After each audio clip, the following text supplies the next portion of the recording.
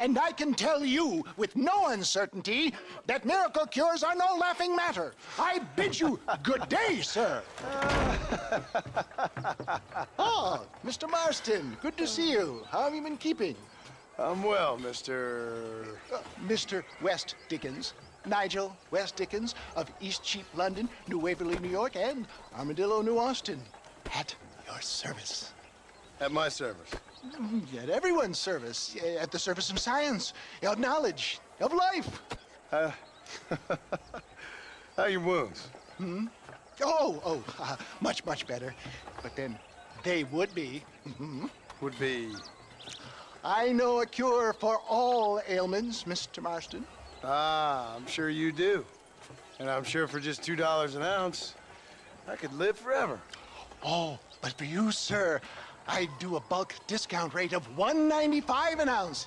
As long as you buy 100 ounces or more. That's a lot of immortality. Give it up, old man. That's Mr. West Dickens to you, boy. Give it up, old man. Listen, Marston, I'm broke. But this stuff is good. It works. I need a healthy young man like you. Come along, let's ride over to my newest customer at Ridgewood, and I'll explain while we go. Okay.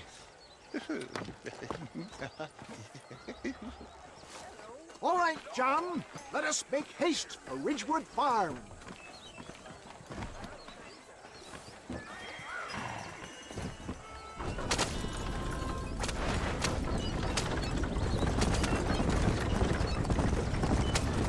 I heard about you, Mr. West Dickens. And I about you, John Marston. Hoodwinking the weak, gullible out of their hard-earned money. Get back on the road! We'll have nothing left by the time we get to Ridgewood. My dear boy, it is you who is gullible, if I may be so bold.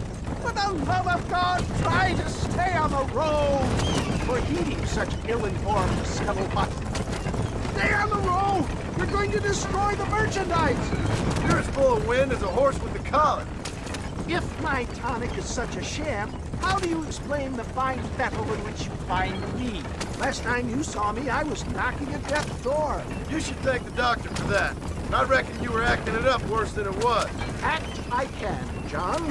A more convincing Othello there has never been.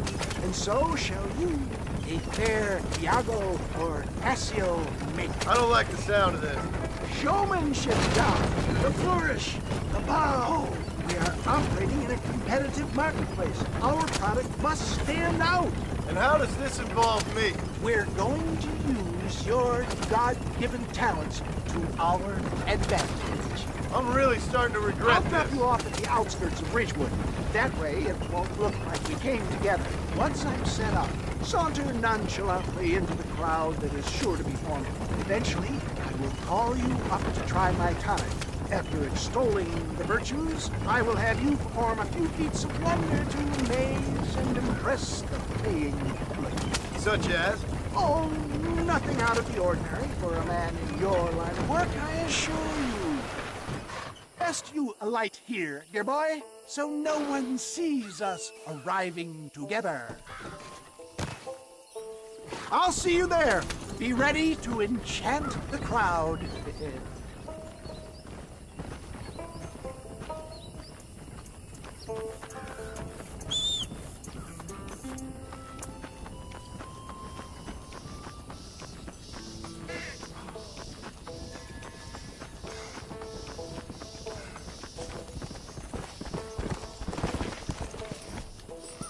Come on.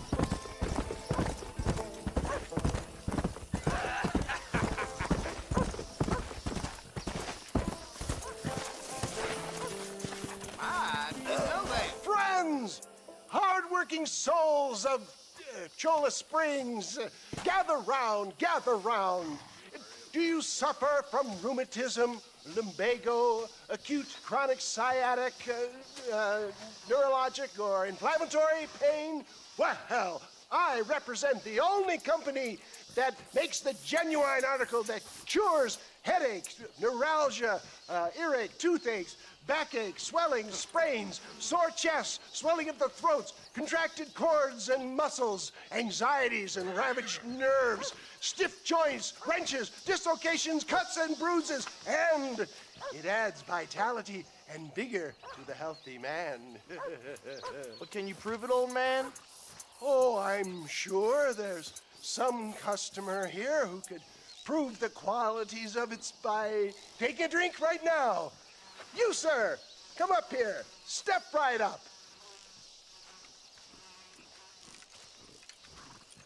That's the spirit. Ladies and gentlemen, pay close attention. This poor, wretched volunteer, entirely unknown to me, will demonstrate the effects of Dr. West Dickens' own patent tonic. Be you a cowpoke or athlete, this miraculous elixir developed with the wisdom of the East keeps the muscles supple and relaxes the cords. It loosens the joints and gives a feeling of youth and vigor to the whole system. Not possible, I hear you say. Well, doubt no longer. Faith can move mountains, but I ask not for faith. I am a man of science, and today science will be vindicated. Your eyesight is greatly improved. Is that not so, friend? If you say so. That's right, it is. You heard him. What a good sport you are, sir. Now, gaze over yonder at that porch.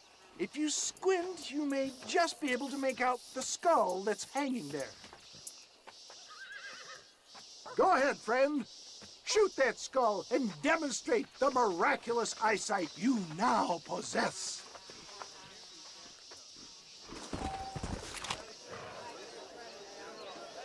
Remarkable!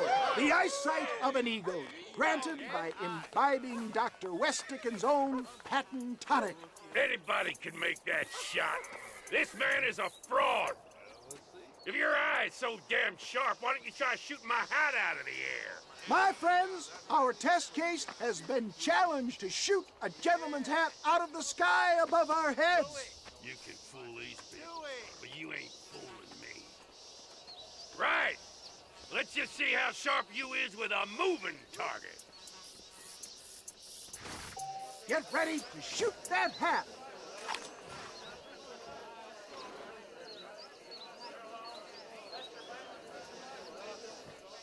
You're crooked enough. Have you ever seen such an eye? Behold the power of the elixir, plucked out of the sky. Hey! Hey! What?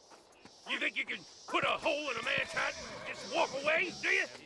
Well, it don't work like that around here, mister. Come on! Are you a man or not? A challenge of battle has been offered to our volunteers. Prepare for a display of Herculean brawn. Now I'm angry! Behold the miracle tonic. There it is, skeptics and dissenters, irrefutable proof. Do not let this opportunity pass you by. Look, he's over there. Go get him. This ends now! Watch out! He's got a gun! Who the hell do you think you are? You ain't leaving here alive!